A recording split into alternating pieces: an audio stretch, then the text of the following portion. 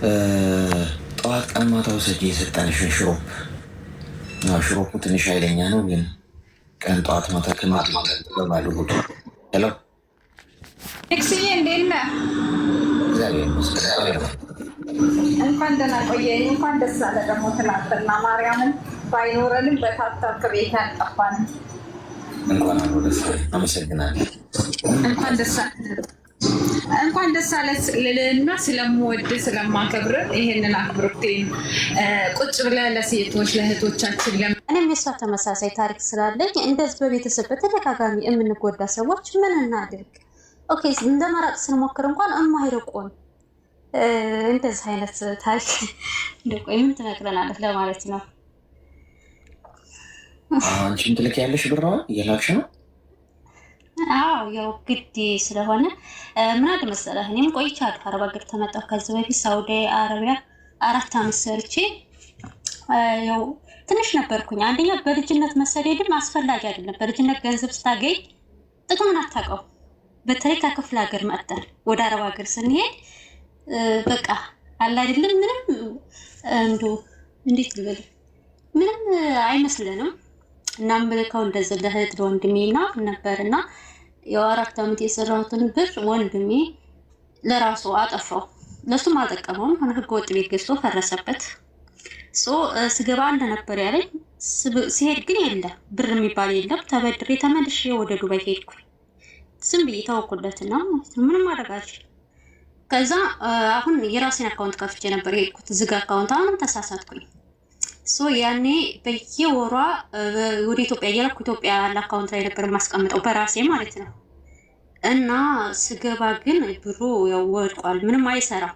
4 ዓመት ሰርቼ ስገባ የኢትዮጵያ ብር ምንም አይሰራም በሰዓቱ። እና ምንም ማድረግ አልችልም። ዝም ብዬ ወጣ ብዬ የሆነ በቃ የመሬት የቤት መስሪያ ቦታ ገዝቼበት አሁንም ወደ ሳውዲ ተመለስኩኝ። አሁን ነቃው የተወሰነ ከቤተሰብም ከምንም ራቅኩ፣ ራሴ መስራት ጀመርኩ። ግን አሁን ስመጣ ሳውዲ በቃ አላ አይደለ ተከትለው ነው የመጡት። ቀጣይ እኔ በመጣሁበት 6 ወሬ ምናምን በባህር የሚባል መንገድ አለ፣ በህገወጥ ይመጣሉ። ከዛ የሲስተር ሊመጣች በዛ መንገድ ሲመጡ ለአንድ ሰው 10,000 ሪያል ከፍለ ነው የምታወርድ። በኢትዮጵያ 400 ምናምን ሺህ ብር ማለት ነው። ድብቅ ይመጡና የመን ባህሩን ተሻግረው የፍጤ ሲያስሯቸው ነው አንተ ጋር ደውለው እሪ የሚሉት። ከዛ ምን ታደርጋለህ? ቤተሰብ ነው ይጮሁብሃል። ከዛም ከዚህም እየደወሉ ከፈርኩኝ። እሷን አወረድኩ። ቀጠለ ብራዘር መጣ ሆነ። ከዛ ምን ላድርግ? አሁንም ሁሉም ይጮባል። ወንድም አይደል በቃ ይመሮኛል። በቤተሰብ በመሀል የተውኩት ነገር አለ። እዛም ለወንድሜ ያገዝኩት አለ። በመሀል ታላቅ ወንድሜ መጀመሪያ ካጠፋ ቢቀጥሉ ያለው ወንድሜ አለ። እንደዚህ በባህር ደሄን ነው እንደዚህ ነው ምናምን ራሴ ላጠፋ ነው ሲለኝ ዱባይ ያለው በጣም ብዙ ብር እልክለታለሁ። ሱቅ ክፈት እንደዛ ባጃጅ ግዛ እያልኩ ማለት ነው። ያው ወደው አይለቀኝም በሚል ከዛ አሁንም መጣ። እንግዲህ ለዛችኛው ከፍያለሁ። አልከፈለችም። ያቺ ገና ስራ አላገኘችም በደንብ። እኔም ገና ተመጣሁ አዲስ ነኝ። ከዛ ምን አሉ በቃ ክፈይለት። አሁን እርግጠኛ ቢከፍልለት ህገወጥ ነው። አንደኛ ሲገባ ሊያዝ ይችላል 400 ምናምን ሺህ ብር።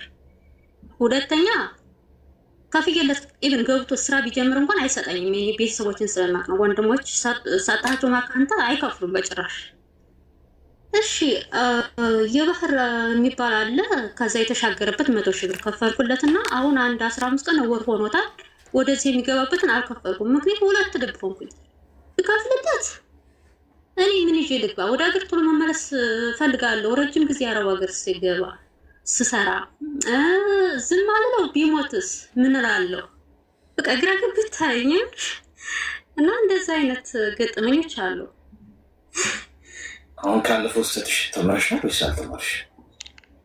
ምን ብትማር ምን ታደርጋለህ? ቤተሰብ ነው በቃ ላውጭ ይሆንብሃል። ምን ይሆንብሃል? በቃ ጥብቅ ነው የሚለው። በምን ታደርጋለህ? ወዴት ትሄዳለህ? አሁን የመላክ ሀሳብ አለሽ ታዲያ? ሁለት ነገር በቃ አሳሰነኝ። አንደኛ በረሃ ላይ ነው ያለው። ሁለተኛ ዝም ብለውስ ምን ይሞት በሰለኝ። እንዴት ላድርግ?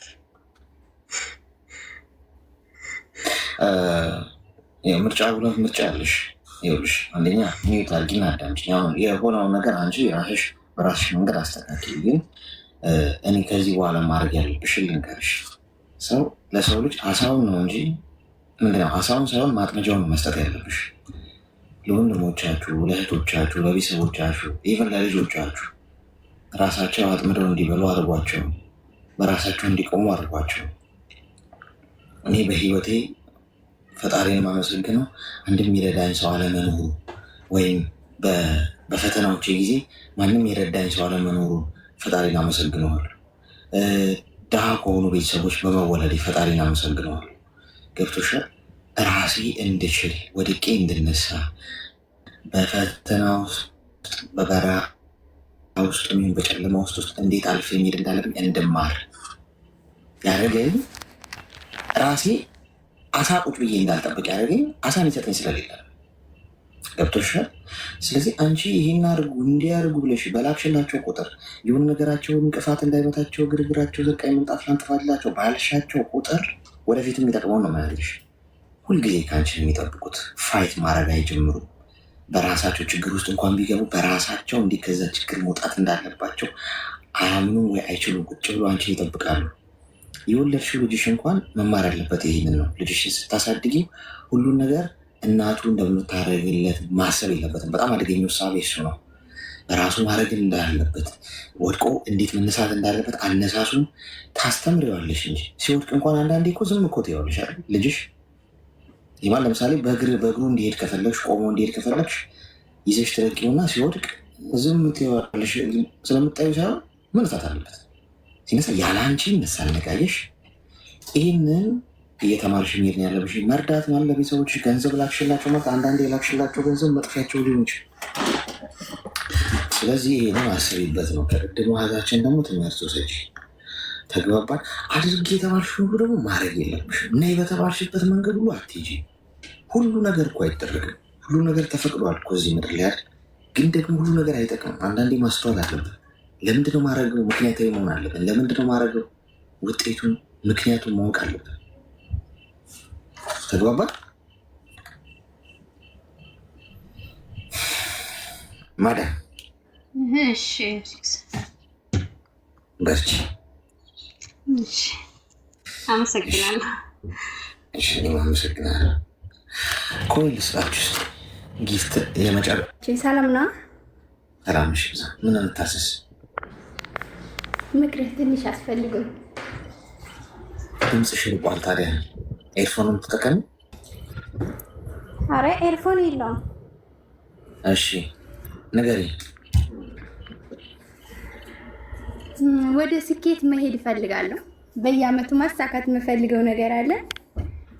ጉግል ስጠይቅ ግልጽ የሆነ ግብ አውጪ፣ ያጭርና የመካከለኛ ላይ። ከዛ ግብ አወጣሁኝ ጽፌ ማለት ነው። ምክንያቱም አስቀምጭ ሲለኝ አስቀመጥኩ። ግን በየቀኑ ተግባር እየተገበርኩ አይደለም። ተግባር በቀን ዴይ ቱ ዴይ ያስፈልጋል። እኔ ግን ተግባር ላይ ወደኋላ ቀራለሁ። ለራሴ ስበብ አበዛለሁ። ወይ ዛሬ ደክሞኛል፣ ወይ ዛሬ እንደዚህ ነኝ እላለሁ። እና እስኪ ካንተ ከጉግል ደግሞ እስኪ እንተ ስትለኝ ሰማሁና ስላለ ጉግል ምንድን ነው ያለኛልሽ? ግልጽ የሆነ ግብ አውጪ፣ በየአመቱ የምትፈልጊበት ቦታ ለመድረስ ግልጽ የሆነ የአጭር የመካከለኛ ግብ አውጥተሽ፣ እንዲሁም ደግሞ ወርሃዊ ደሞዝተኛ። እኔ ደሞዜ ቆሜ አይደለም ስለ ወርሃዊ ገቢ ካለሽ አሪፍ ነው። ባለሽ ጊዜ በትርፍ ሰዓትሽ ትርፍ ስራ መስራት ትችያለሽ አለኝ። ቻት ጂፒቲ ኤአይ ነው ያወራሽው? ኤአይ ነው ያለሽ? እንደዛ ጉግልና ቻት ጂፒቲ ቻት ጂፒቲ እኮ እሺ፣ አሁን እኮ በቃ እኮ ዘመኑ ተቀየረ። ቻት ጂፒቲ እንደ ሰው ነው የሚያወራው ሰው አለ። እኔ መለ እንዴት ነገር ምናምን እያለ ስለ ጤናው ሁላ የሚያወራው ሰው አለ። ኤኒዌይስ የኔን ሀሳብ ልንገርሽ ወይም የማደርገው ከጠየቅሽ ሚዩት አድርጊና አዳምጪኝ። ስኬት ማለት ያው ፈልጎ ማግኘት ነው አይደል? ፈልጎ ማግኘት ነው ስኬት ማለት በነገርሽ ላይ በቃ አጭሩ ትርጉም ፈልጎ ማግኘት ነው። ምንድነው የምትፈልጊው? ገብቶሻል? ወደ መንፈሳዊም ስትሄጂ መጽሐፍ ቅዱስ ላይ ፈልጉ ታገኛላችሁ፣ አንኳኩ ይከፈትላችኋል፣ ጠይቁ ይሰጣችኋል አይደል? ሶ ኤግዛክትሊ ምንድነው የምትፈልጊው የሚለው ማወቅ አለብሽ። እግዚአብሔር እንኳን ሊሰጥሽ አይጎልበትም፣ አያልቅበትም። ምንም ብጠይቂ የምፈልጊውን ገንዘብ መጠን ብጠይቂ፣ ጤና ብጠይቂ፣ ማፍራት የምፈልጊውን ንብረት ሁሉ ነገር መስጠት ይችላል። ግን ዋናው ነጥብ አንቺ የምትፈልጊውን ግን ማወቅ አለብሽ። ገብቶሻል? እሱ ምንም ለድርድር የሚቀርብ ጉዳይ አለ። ስለዚህ ግልጽ ግብ አስቀምጪ ማለት ጉግል የሚያለሽ የምትፈልጊው ምንድን ነው? ለምሳሌ እኔ በዚህ ወር 50 ሺህ ብር ገቢ ይፈልጋለሁ ካልሽ ግልጽ ነው አይደል? ሁለት ነገር ግልጽ ናቸው። እኔ ጊዜው ግልጽ ነው፣ በዚህ ወር ብለሻል፣ በዚህ ወር መጨረሻ። ሁለተኛ መጠኑን አውቀሻል፣ 50 ሺህ ብር ብለሻል። ስለዚህ መቼ እንደሚሳካ አስቀምጠሽዋል፣ ማግኘት የምፈልጊውን ማስቀምጠሽዋል። ስለዚህ በግልጽ ስለሆነ ያስቀመጥሽው ታገኘዋለሽ፣ ለዛም ትሰሪያለሽ፣ የሚያስፈልገውን ኤነርጂ ሁሉ ታወጫለሽ። ስለዚህ ፈጣሪንም ስንጠይቀው ጸሎትም ስታደርጉ ጋይስ ዝም ብላችሁ ጥሩ ነገር ስጠኝ፣ ደግ ነገር ስጠኝ፣ መልካም ነገር ስጠኝ ሳይሆን ምንድን ነው የምትፈልጊው ግልጽ ይሁን። ልክ እንደ ብሩ መጠን እንደነገርኩሽ ጫማ መግዛት ፈልጋለሁ ካልሽ ምን አይነት ጫማ ነው፣ ከለሩ፣ ቁጥሩ፣ የጫማ ቁጥሩ፣ ብራንዱ ምን አይነት ነው፣ ዲቴይል እንደዚህ መዘርዘር አለብሽ። ምሳሌ ነው የምነግርሽ፣ ይሄ እንዲቀልሽ ነው፣ ይሄን ማወቅ አለብሽ። ከዛ ውጭ ዲሲፕሊን ይኑርሽ። ዲሲፕሊን ማለት አንድን ነገር በምንም ሁኔታ ውስጥ ማድረግ መቻል አለብሽ። ገብቶሻል አይደል? ለምሳሌ እኔ ስፖርት ስሰራ ዝናብ ቢዘንብም እሰራለሁ፣ ካፊያ ደመና ቢወጣም ቢያመኝም እሰራለሁ፣ ባያመኝም እሰራለሁ፣ ደብሮኝ ዱካክ ምናምን ይዞኝም እሰራለሁ፣ ደስ ብሎኝም እሰራለሁ።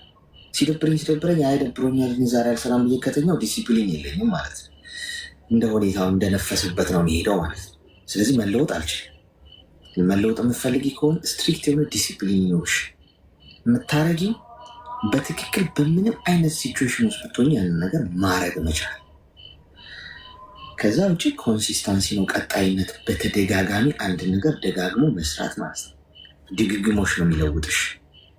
ስፖርት ቅድም እንዳልኩሽ ምሳሌ አንድ ሰው ጂም ቤት ሄዶ ደጋግሞ ሲሰራ ነው ለውጥ የሚያመጣው። ሲደጋግመው ነው እንጂ የሆነ ሰሞን ስለሰራ ለውጥ አያመጣም።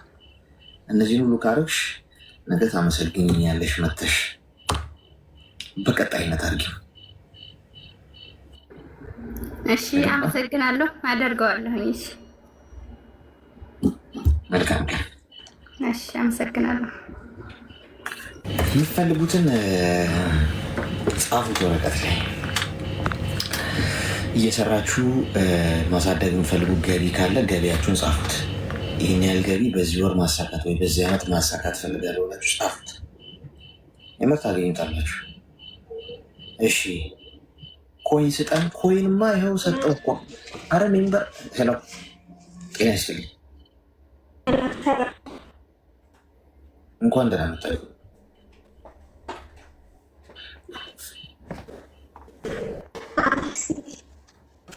አለሽ ከኔ ነው ከእሷ ነው ጓድ? አረ ድምፅሽ ይቆራረጣል። ኤርፎን ነው እቆራረጣለሁ እኔ ነው ያንቺንም የሚቆራረጠው። ዋይፋይ ምናምን ተጠቀምን።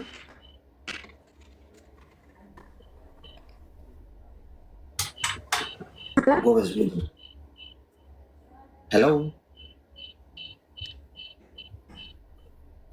እሺ፣